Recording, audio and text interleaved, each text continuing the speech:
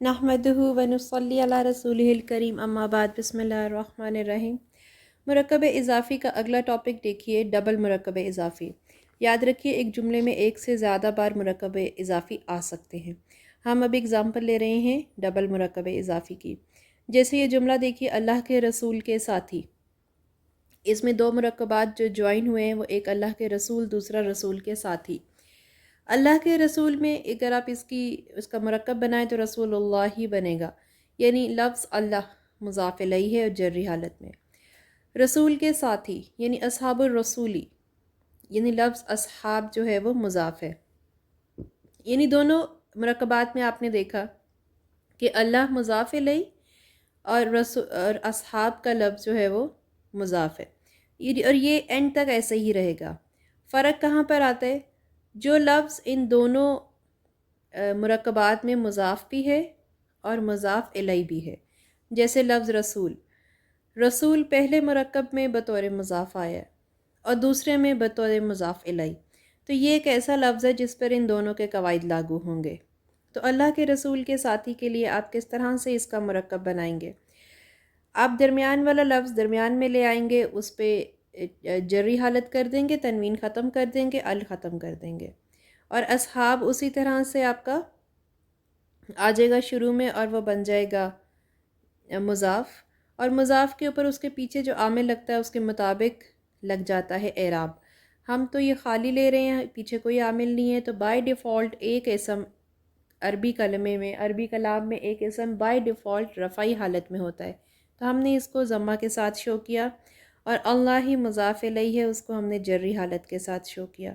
اس طرح سے آپ کے پاس فائنل جو مرکب بنا وہ ہے اصحاب رسول اللہ۔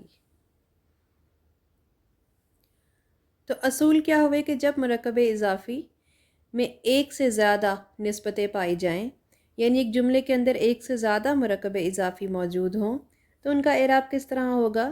پہلا جز جو آغاز میں آئے گا وہ اپنے عامل کے مطابق اعراب لے گا، ہم اس کو ضمہ دیں گے کیونکہ بائی ڈیفالٹ کوئی بھی اسم رفعی حالت میں ہوتا ہے۔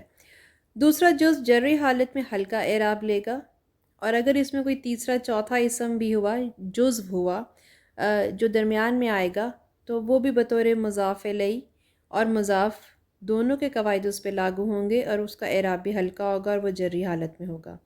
آخری جز مضاف الیہ ہوگا اور وہ جری حالت میں رکھیں گے۔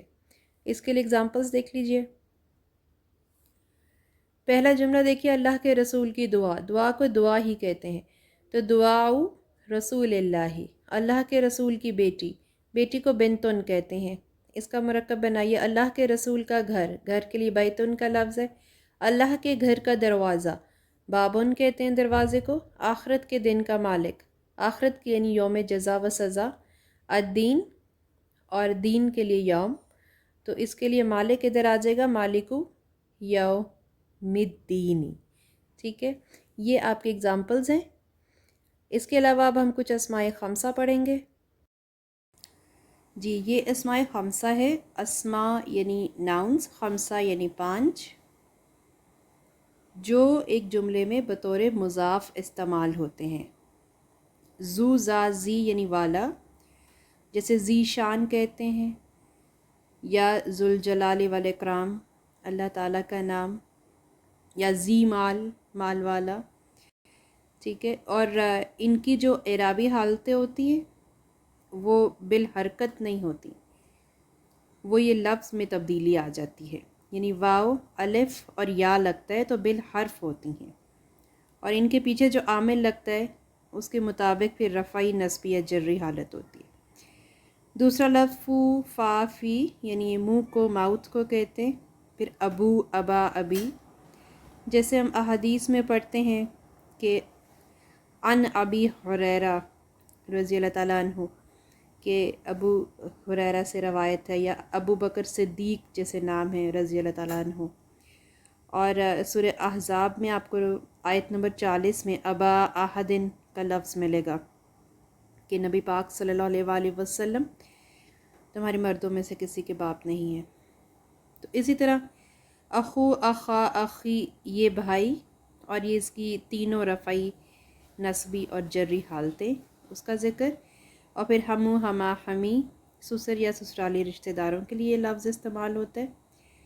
تو یہ 5 اسما ہیں جو بطور مضاف استعمال ہوتے ہیں، ان کو اسی طرح یاد کر لیجئے۔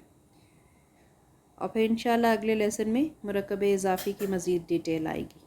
شکریہ، السلام علیکم ورحمۃ اللہ وبرکاتہ۔